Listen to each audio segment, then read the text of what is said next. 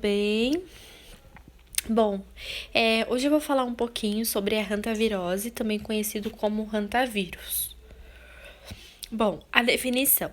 A hantavirose é uma zoonose viral aguda, cuja infecção em humanos no Brasil se apresentam na forma da síndrome cardiopulmonar por hantavírus.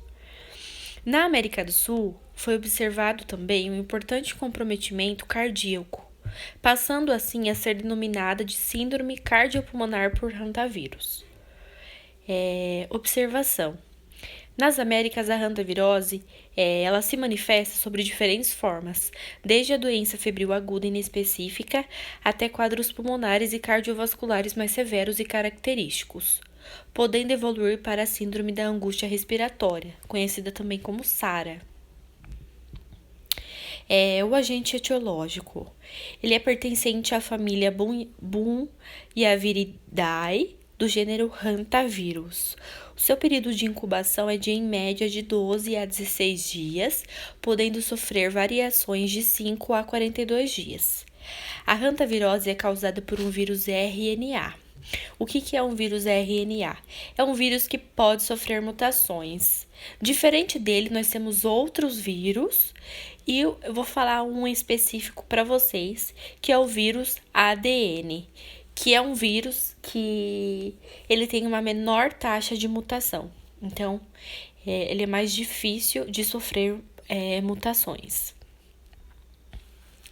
Bom, existem dois tipos de hantaviroses, sendo eles a síndrome cardiopulmonar por hantavírus, que ela é mais comum nas Américas, conhecida também como SCPH, que se trata de uma síndrome de insuficiência pulmonar do adulto causada pelo vírus Hanta, tá? E tem a febre hemorrágica com síndrome renal, que ela atinge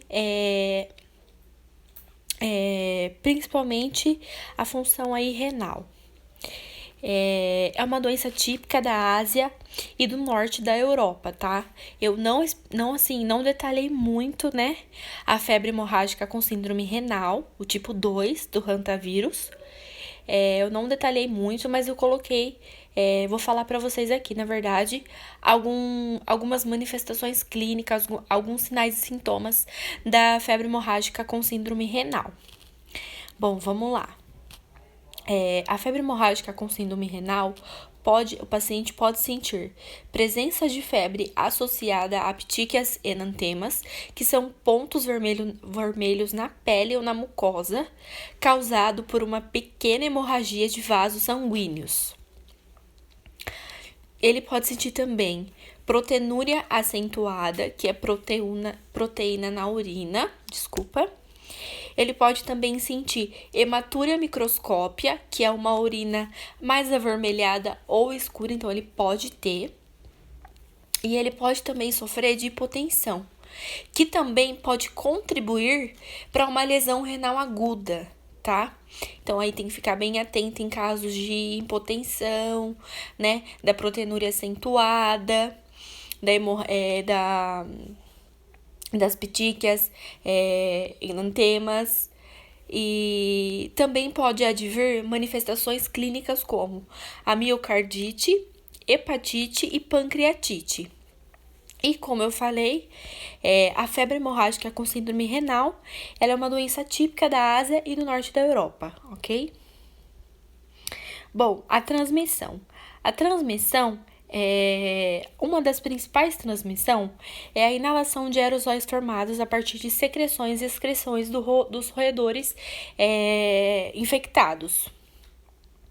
Essa é uma das principais infecções. Por quê? Vamos supor, eu trabalho numa hortaliça, né? E eu vou vender aquele alface, aquela couve, aquela rúcula para um consumidor. Aí vamos supor que esse consumidor, ele vai lá e pede para mim ir lá e colher e pegar o alface para ele na horta. Eu vou lá, pego o alface fresquinho para ele na horta. Ali naquele alface passou o roedor deixou lá. Ele acabou urinando, mijando, né? Liberando excreções, resíduos internos lá na hortaliça. Eu contaminei a minha mão, né? Porque eu peguei a hortaliça com a minha mão. Contaminei a minha mão. Não lavei a mão, né? Não higienizei a mão. Vendi o alface para aquela pessoa. Às vezes passei a mão, né? Peguei uma troca de dinheiro, alguma coisa com a pessoa.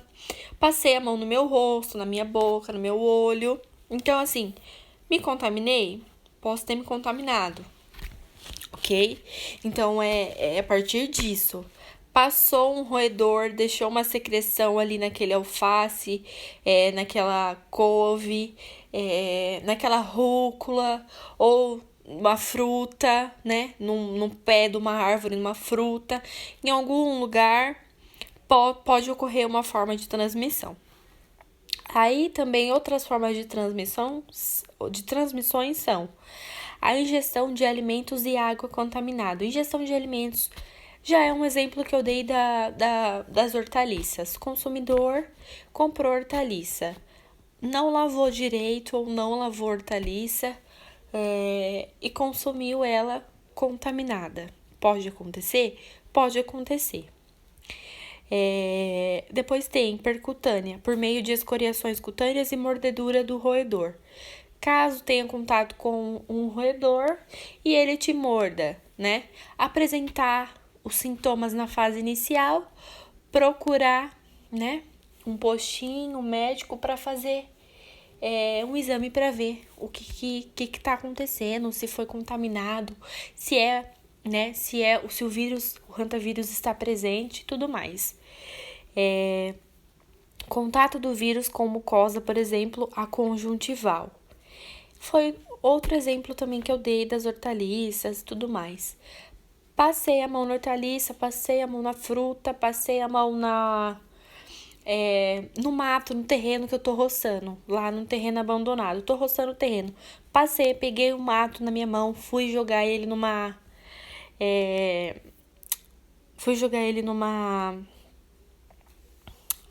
caçamba. Ai, peguei na mão o mato. Ai, esqueci. Passei a mão na boca.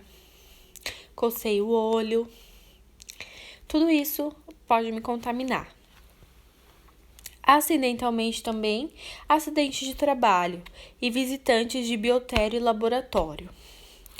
E também há uma possibilidade de transmissão de pessoa para pessoa. Aqui eu coloquei uma imagem, né? O roedor infectado cronicamente, ele passa, né, de transmissão horizontal por um comportamento agressivo para outro roedor. E esse roedor, né, que recebeu a transmissão horizontal, passa para a pessoa, né? Ou seja, passa por contato de membranas mucosas, ferimentos na pele. Também esqueci de citar no slide anterior. Também tem assim, vamos supor, passei a mão. Vamos dar um exemplo do terreno. Tô lá roçando o terreno, né? Limpando o terreno, vamos dizer assim. Passei a mão, peguei o mato com a mão, tudo, fui jogar, né? Numa caçamba, ou jogar num saco de lixo, ou amontoar tudo com a mão num canto, o que seja. Tá coçando, minha feridinha tá coçando, vou lá, tiro a ferida, começa a sangrar, tenho contato do vírus com a ferida. Isso pode transmitir também. E inalação dos vírus de excretas, particularmente da urina, que foi como eu citei, que é uma das principais vias de transmissão. As manifestações clínicas. Na fase inicial, pode-se ter febre, dores nas articulações, cefaleia, dor lombar, no caso lombalgia, dor abdominal e dores gastrointestinais. Na fase cardiopulmonar, que é uma fase mais avançada, isso na SCPH, ok? Na fase cardiopulmonar pode ter febre, dificuldade de respirar, taquipneia, taquicardia, tosse seca e hipotensão. Nessa fase cardiopulmonar também pode surgir um edema pulmonar não cardiogênico, tá?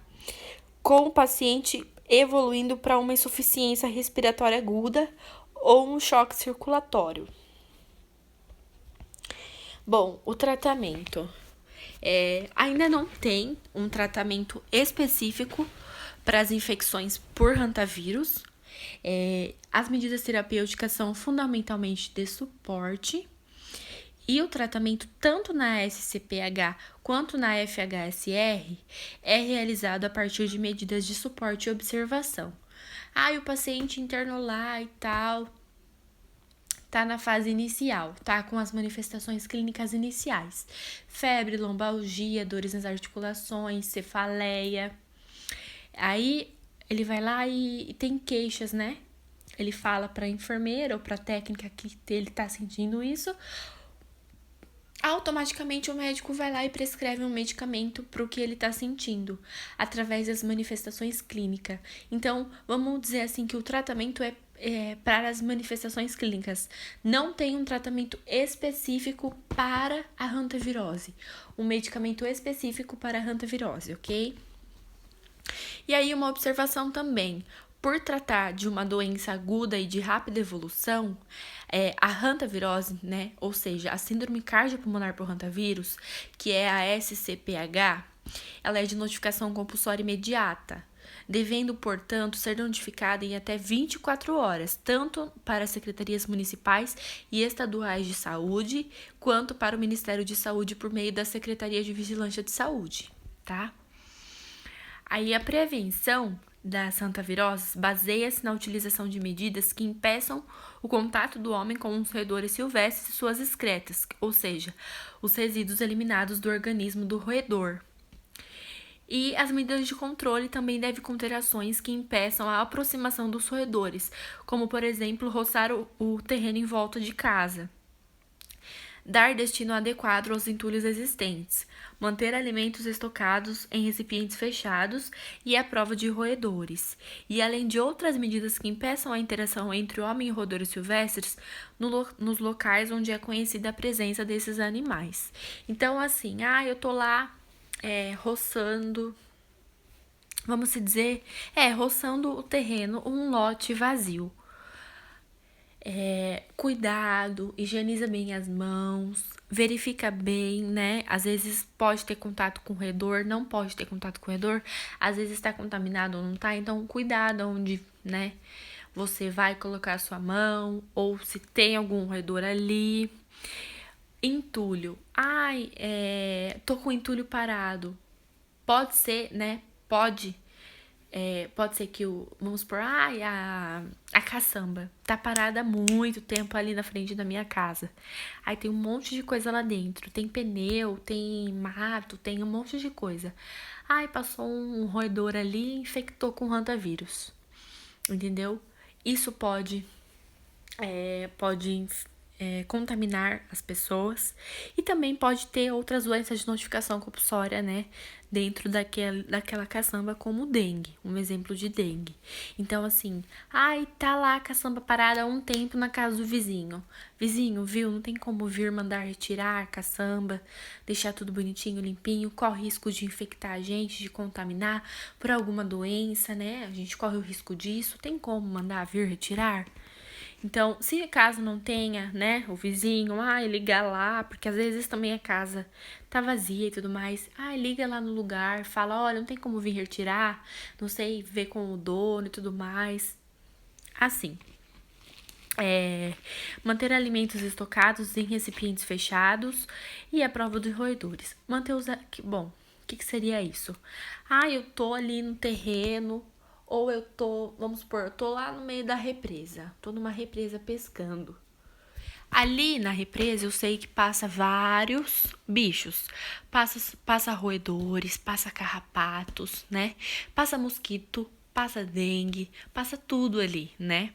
Então, o indicado é manter os alimentos fechados para que o seu alimento ou algum bicho, né, algum animal, algum roedor, não passe naquele alimento e contamine e você consuma, para você não se contaminar. A situação epidemiológica. Em algumas regiões do Brasil, observa-se um padrão de sazonalidade. possivelmente decorrente da biologia, ou seja, o comportamento dos roedores reservatórios. Apesar de a doença ser registrada em todas as regiões brasileiras, o sul, o sudeste e o centro-oeste se concentra a maior percentual, de casos confirmados.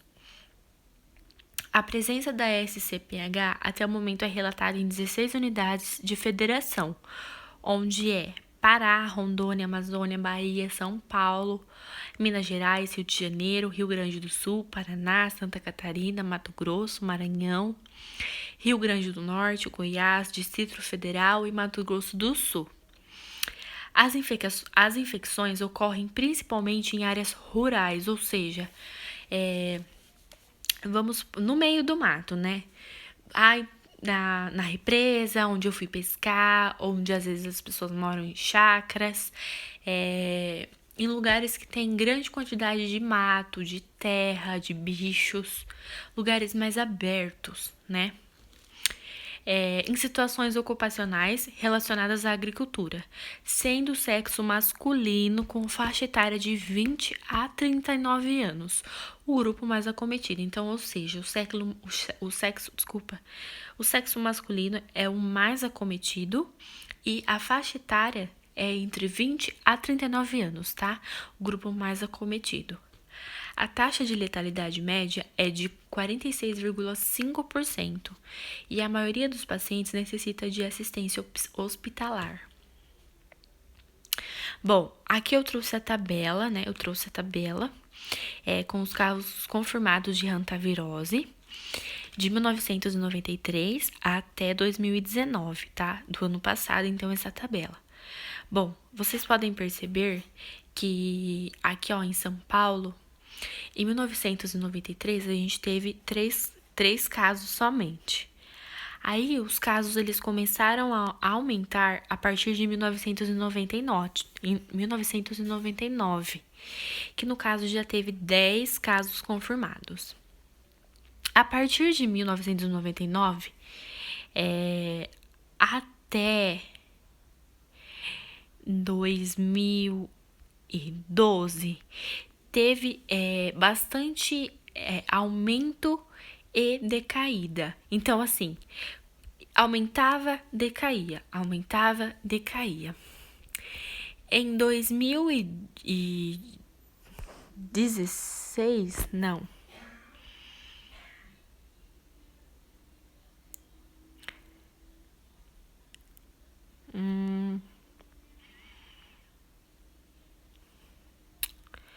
Aí, no caso, em 2010, foi o pico mais alto, né, de casos confirmados por hantavírus, que foram 24 confirmados, tá? Em 2019, a gente teve somente um caso confirmado. Em 2018, 2, em 2017, 8, 2016, 15, 2015, 8, 2014, 11, vocês podem notar que a tabela, ela aumenta, vamos supor, ela aumenta um ano, decai um ano, ela aumenta um ano, decai um ano. Então, depende muito, tá? E aqui é o meu referencial bibliográfico. Tem as duas fontes, tudo o meu conteúdo que eu peguei foi do Ministério da Saúde. E é isso. Obrigada, pessoal, e até mais. Olá, pessoal. Boa tarde, tudo bem? Bom, hoje eu vou falar um pouquinho sobre a hantavirose, também conhecido como hantavírus. Bom, a definição. A hantavirose é uma zoonose viral aguda, cuja infecção em humanos no Brasil se apresentam na forma da síndrome cardiopulmonar por hantavírus. Na América do Sul, foi observado também um importante comprometimento cardíaco, passando assim a ser denominada de síndrome cardiopulmonar por hantavírus. Observação. Nas Américas, a hantavirose ela se manifesta sobre diferentes formas, desde a doença febril aguda inespecífica até quadros pulmonares e cardiovasculares mais severos e característicos. podendo evoluir para a síndrome da angústia respiratória, conhecida também como SARA. O agente etiológico. Ele é pertencente à família Bunhiaviridae, do gênero Hantavirus.